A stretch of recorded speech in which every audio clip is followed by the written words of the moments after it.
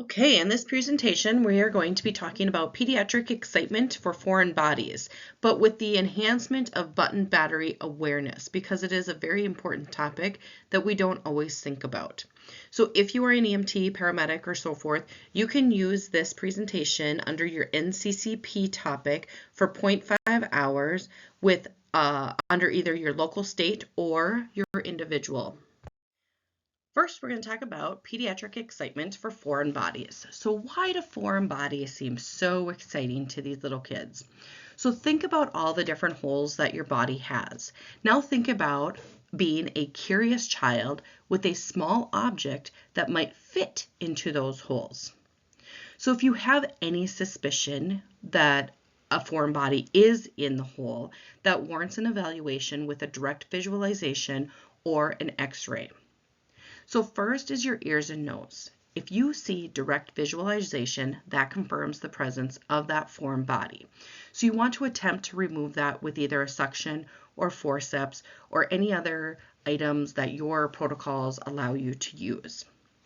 However, if a button battery or any other caustic foreign body is suggested, you need to immediately transport them to the ED for urgent assessment and removal. They might even as far as go to referring them to an ENT if they are unable to remove with no signs of any skin breakdown. If you have esophageal or tracheal foreign body, so you want to evaluate for symptoms of choking or respiratory distress.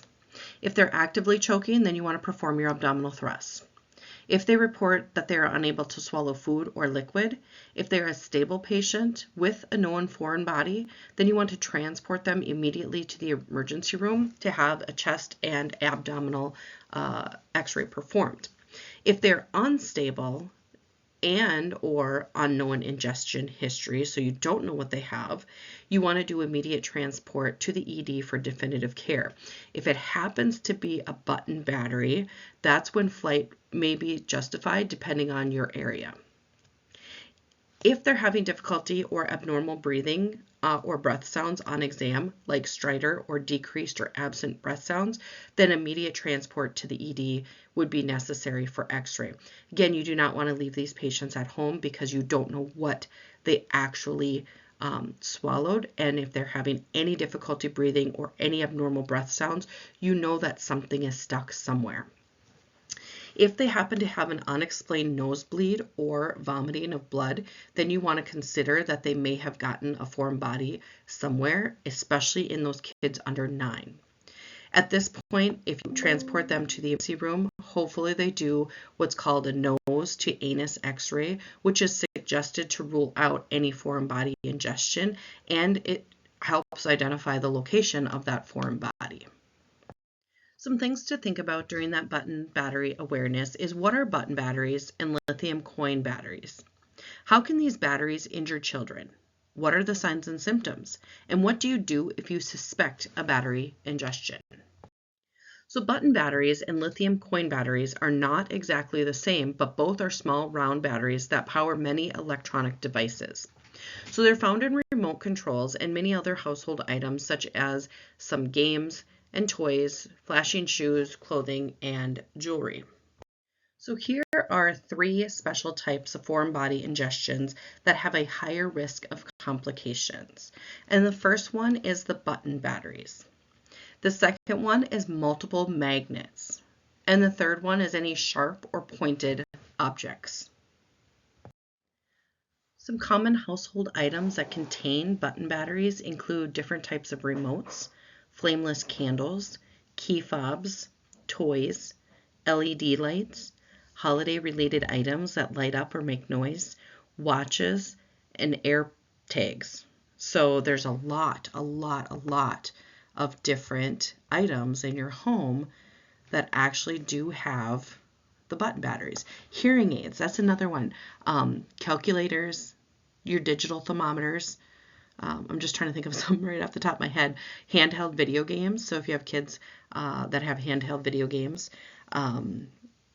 yeah, the kids that have the flashing shoes, those are ones that also have it. Toothbrushes, all sorts of stuff. So just be cautious.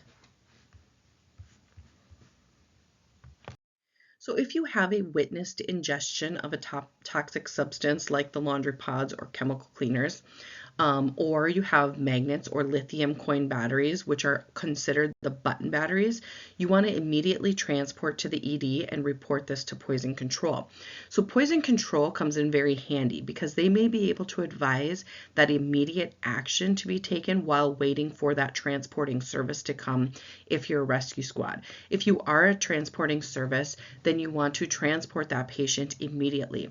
If you're in a very rural area though, I would highly recommend considering to call a flight, especially if your transport time is over, a half an hour, 45 minutes, is definitely consider flight because that child needs to get to a pediatric surgical center as soon as possible because they want to get that object out of them. In some cases, they do say that if honey is available, it can be given if you know that it's a button battery ingestion to help counteract that corrosive damage. But this is not to be given under children of 1 year of age. So again, here's the poison control hotline, the 800-222-1222. They also have a button battery ingestion hotline specifically for button batteries, which is the 202-625-3333. So battery-induced injury. So batteries can cause tissue injury through 3 interacting mechanisms, although the relative contribution of each remains somewhat elusive.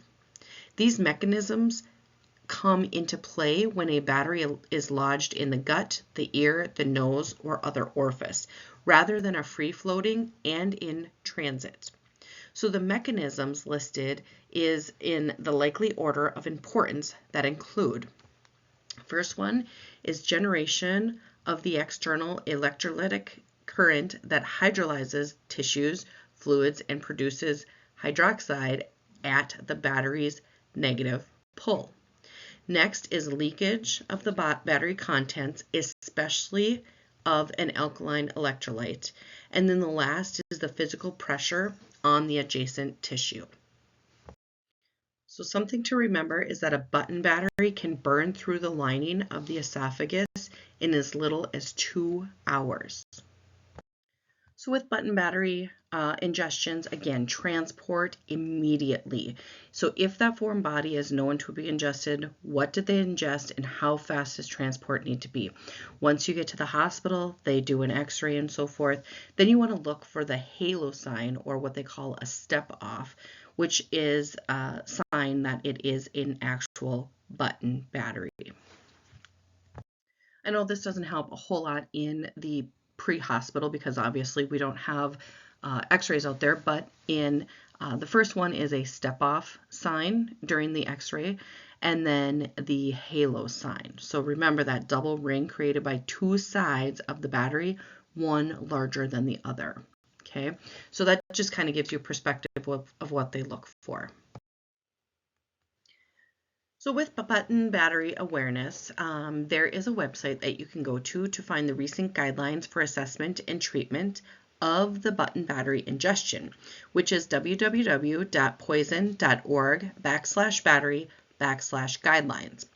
So this is probably going to be more in tune to the pediatric GI specialist or the ENT. However, you guys should become familiar with it so you know and understand the symptoms that that patient might have.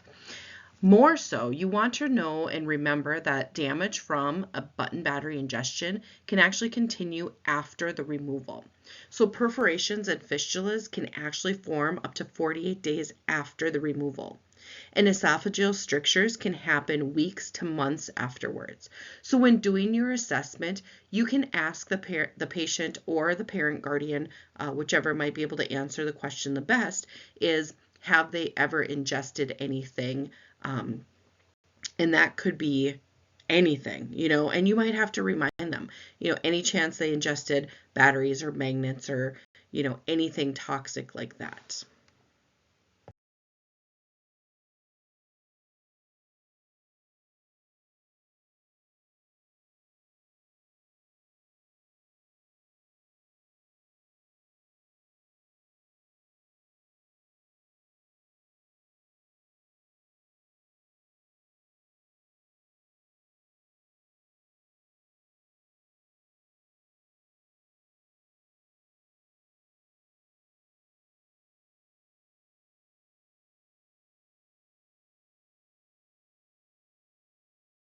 So if you're doing your assessment and you just can't figure out what they may have ingested or got into, consider the fact that it might be a battery ingestion. So you could consider it if they have an airway obstruction or wheezing, drooling, vomiting, chest discomfort, difficulty swallowing, decreased appetite or refusal to eat, coughing, choking, or gagging with eating or drinking, and then a new onset or a first-time nosebleed.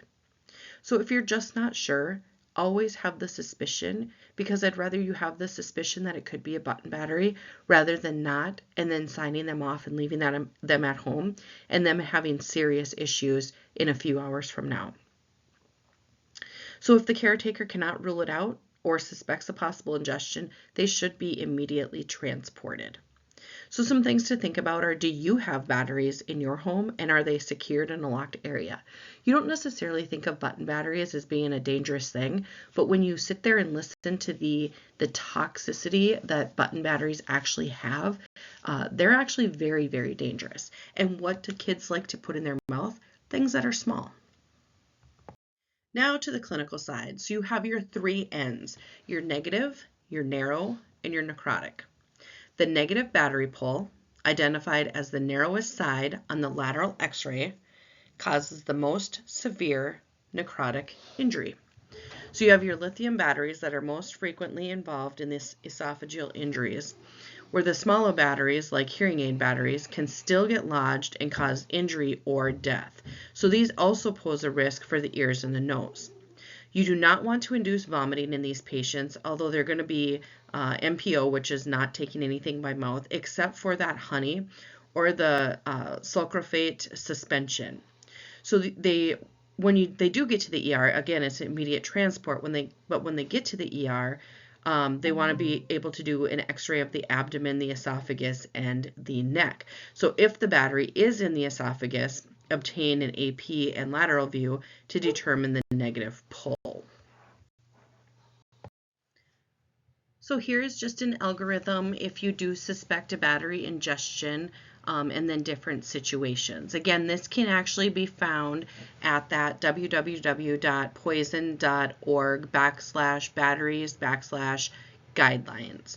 So you always want to check there for the most up-to-date. This may not be the most up-to-date one, just depending on when you are listening to this presentation. So again, going back to that www.poison.org /batteries/guidelines for the most up-to-date algorithm.